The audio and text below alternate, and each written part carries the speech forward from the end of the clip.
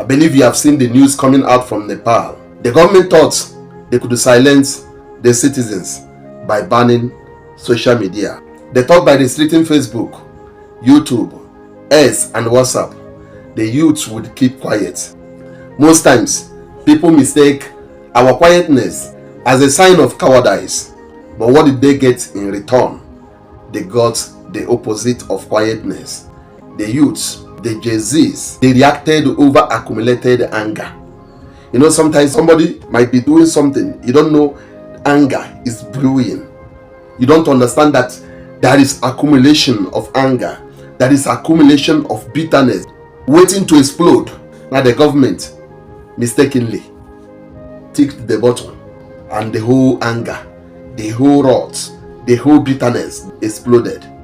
Now, that same government that initiated the banning of YouTube, the banning of Facebook, the banning of Twitter, the banning of TikTok, the banning of everything called social media, that government has resigned today. You can try as much as you can, but you cannot muzzle the voice of the people. You can never muzzle the voice of the people. People will always say their opinions regarding either good or bad that you are doing. It is your responsibility to do what you are doing, and it is the responsibility of people to see your actions from different angles. We have different views, we have different angles. The way I see things may not be the same way another person is saying it, and you don't expect everybody to be saying yes to everything that you are saying. If all of us are saying yes to one thing, there would be high level of anarchy, there would be high level of lawlessness. Protests swept the streets, dozens were killed. The prime minister was forced to resign. The army had to take over. Now let's bring it home. Let's bring it to what is going on in Nigeria. Nigeria is walking the same dangerous road. Nigerian government are walking towards the same dangerous path. Our leaders believe they can govern in arrogance, ignore the cries of the people, and even dream of silencing the voice of the people, silencing free speech. But let Nepal be a warning. Let what is going on in Nepal be a warning. When you block the voice of the people, you open the door for chaos. And to my fellow Nigerian citizens and to my fellow youth, let's look closely. The Jay-Z in Nepal said enough is enough. They refused to inherit a broken system. They fought back against corruption and impunity. They fought back against over-censorship. They fought back against hopelessness. Nigerian youth must also rise, not with violence, but with constitutional courage. Protest. Mind you, I am not saying with violence, but with constitutional courage. Protest, organize, speak and defend your future. I am not saying we should indulge in protest of violence, but what I'm talking about is speaking against corruption, fighting back against corruption, not allowing ourselves to be muzzled, not allowing our voices to be bridled in a forceful manner. Leaders must understand, citizens are not slaves. We are all stakeholders. If you shut the door of dialogue, you force open the gate of resistance. The lessons from Nepal is clear. Listen to your people now or be consumed by their anger tomorrow. Nigeria does not need bloodshed, but it does need awakening. We do not need violence, but we need awakening. We need sensitization, fighting for their own freedom, fighting for their future, fighting for their tomorrow. The time to act is now. I must tell you, all these things we will see all over the internet. When somebody make a speech, when somebody posts a video, when somebody make a comment, whatever people says, people are going after them. They are cracking people down because of what they say.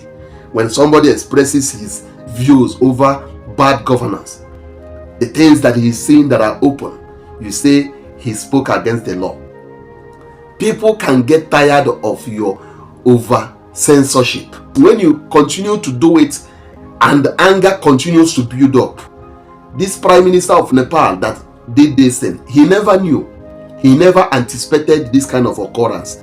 All this while he has been seeing his citizens as good citizens. Everybody has that 1 minute of madness. When that madness starts, sometimes it becomes very difficult to stop it. It will be a wise decision for our government to do the right thing when there is still time, instead of to allow things to get out of hand. And the worst still, muzzling the voice of the people, targeting anyone that speaks against the government, targeting anyone that criticizes bad governance, targeting anyone that exposes corruption, targeting anyone that exposes criminality in high places, targeting whoever that speaks against the evil that is going on in Nigeria on daily basis, targeting whoever that is posting videos that is condemning terrorism in Nigeria, targeting whoever that is exposing the perpetrators of terrorism in Nigeria. It will not help us.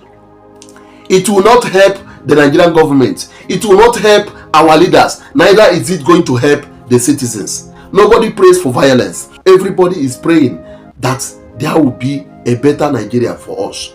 Everybody wishes to see a good and working Nigeria. A Nigeria where people are free to say their mind, their opinions against bad governance. A Nigeria where people are free to express their expressions, freedom of expression, freedom of movement, constructive criticism. That's the Nigeria everybody is dreaming of. The more the government are pushing, chasing after every Dick and Harry that says one thing or the other that is not in line with what they believe in, it might cause problem. I don't know when it will happen. I'm not praying for it to happen, but all I'm praying for is for us to have a better country, a place we can call our home. All this frustration that our citizens are being frustrated everywhere in the world, even in Ghana, nobody is happy. I want you to have it at the back of your mind. No one is happy. Only those that are benefiting directly from the criminalities of the government are the ones that are happy. Only those that are embezzling the fund, that are in position of embezzling the funds, eating the common weight of the nation, they are the ones that will say they are happy with the leadership. I've said it now. I've said it before. I've said it again. I just pray that our leaders will make haste while the sun shines. We don't want to experience all these things that you are seeing in this very video. We don't want to experience it in Nigeria because it will be worse. How many million people in Nepal? Think about how many million people in Nepal and think about how many million people in Nigeria. How do you think it's going to be if something of this nature happens in Nigeria? It's better to avoid it than to experience it. Thank you so much and God bless you. Please do not forget to share the video for other people to see it. And if it is your first time coming across my videos, I plead with you to follow my page and subscribe. God bless you.